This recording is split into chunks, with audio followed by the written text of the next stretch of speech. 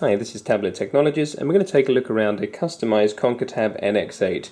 This device has been on the market for a few years now, and due to the highly modular nature of the device, we are often invited to do custom projects where we add on and integrate further modules than are available on the standard options list. So we'll dive right in and take a look around the device on the outside first of all. So the first thing that you'll notice that's majorly different is that at the top of the device we have a new module bay at the top here. So the top of the device has previously accommodated such integrations as a magnetic swipe reader and a barcode reader, and what we've integrated here is a FIPS 201 compliant fingerprint sensor and an OCR reader that can read the 2 or 3 lines of characters that are on the bottom of most standard passports and many ID cards around the world. We've been asked by a number of companies now over a period of time to provide this as an integration, as increasingly people are looking to integrate into tablets multiple identification data captures. If we take a look up close on the device, you can see the angle of the fingerprint sensor and how this would also be suitable for somebody to put their finger on if they were on the other side of the operator of the tablet. And here the optical character reader, you can see the slot for that if we take it on its side, and that can be operated from directly above. How this is integrated is by way of a multi-module bay that we have on the back of the device, and this can support a number of different configurations, either flush or with additional modules integrated in here. The small lug on the back here is an RF pass-through for the GPS antenna. While we're taking a look at the back of the device, for those of you who haven't seen it, we'll just take you around the different options here. Obviously you can see the large battery at the back of the device, which has a button to give us a battery indicator row, 2 clips for the battery, integrated slot for the stylus, and this device has a resistive screen, so that's just a regular stylus. A capacitive screen is an option, but most customers are choosing resistive on this model. This area here that you can see cut out is for an optional rear-facing 5 megapixel camera with autofocus and flash. That isn't installed on this module, but that would fit just here. If we go over to the right edge of the device, you can see that as well as the corner bumpers, we have 2 slots for a hand strap, which is a automatically included accessory along with a shoulder strap, and behind the port cover here you can see we have a very welcome RJ45 slot, mini HDMI, and just between them at the top is a micro SD card slot. This area that is currently blanked off here supports a smart card partial insert smart card reader, so a chip/IC card reader can be installed there.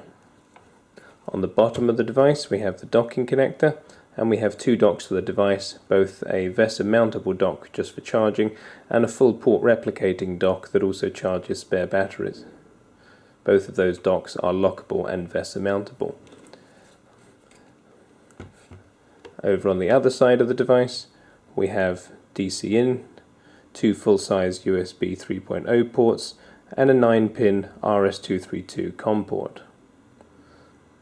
At the front of the device at the top we have a power button.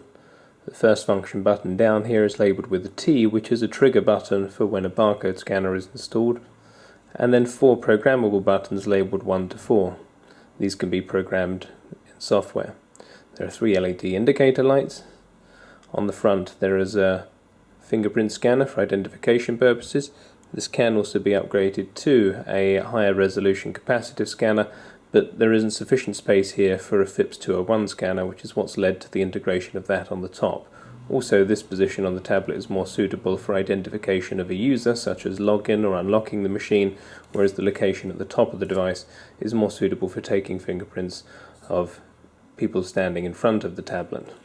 So the screen is an anti-glare, high brightness sunlight readable display with 700 nits brightness. The resolution is a comfortable 1024 by 768, a square rather than widescreen aspect. As I mentioned, the screen is resistive, which means that it responds to touch both with finger and with a stylus. Any stylus, not an active or a capacitive stylus. So this means that the screen will work both with gloves and also when there is water on the screen. So even if the screen is submerged completely in water, the touch function will still work perfectly. So we'll take a look now at acquiring text data from the bottom of a passport. If you look at the bottom of any passport, then you'll find that there are 2 and sometimes 3 rows of characters and text, and many ID cards around the world now use this same system of text at the bottom of the card, often in combination with barcodes and RFID chips. This data can be read rapidly by the reader integrated at the top of the device, and the reader is supplied by Access IS, who supply passport issuing agencies around the world with their readers and equipment for issuing passports globally. The acquisition is very fast,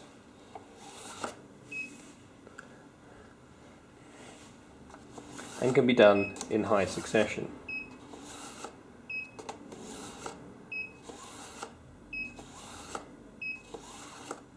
In fact, the read is more successful if done quickly. Slowly, and it sometimes won't read.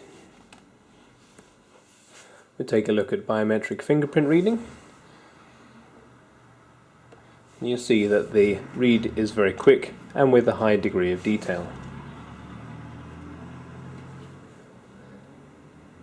Thanks for watching. For more information, head to tablettechnologies.com to find out more and to discuss your requirements.